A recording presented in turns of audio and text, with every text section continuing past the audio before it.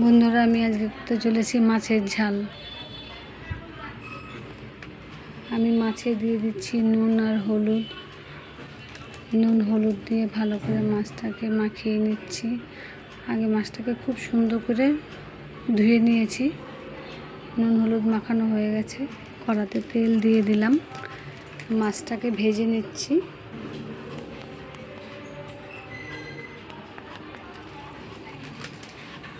একটু মশলা বেটে নেব, হচ্ছে পেঁয়াজ, জিরে, লঙ্কা, রসুন, আদা দিয়ে মিক্সিতে পেস্ট করে নেব।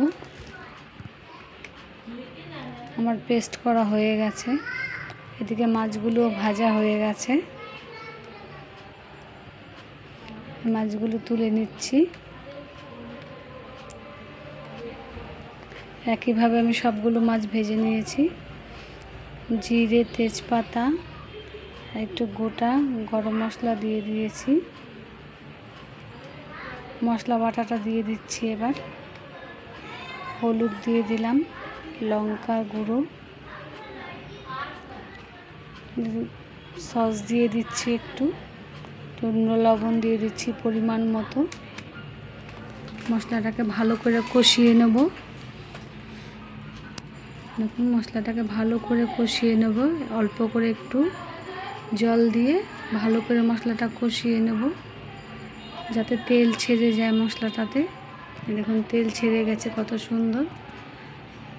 এইভাবে একবার বাড়িতে অবশ্যই রান্না করে খেয়ে দেখবেন, খুব ভালো হয়। এবার আমি জল দিয়ে দিচ্ছি পরিমাণ মতো। এবার আমি মাছগুলোকে ছেড়ে দেবো।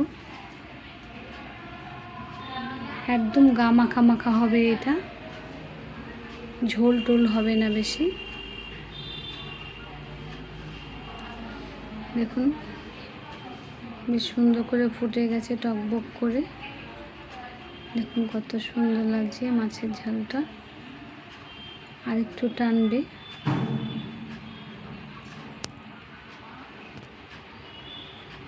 দেখুন, আমার এবার মাছটা হয়ে গেছে।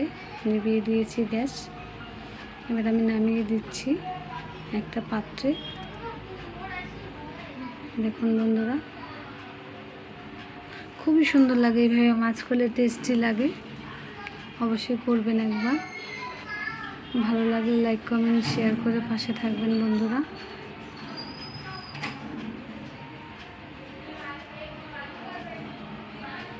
এরকমই গা মাখা মাখা থাকবে।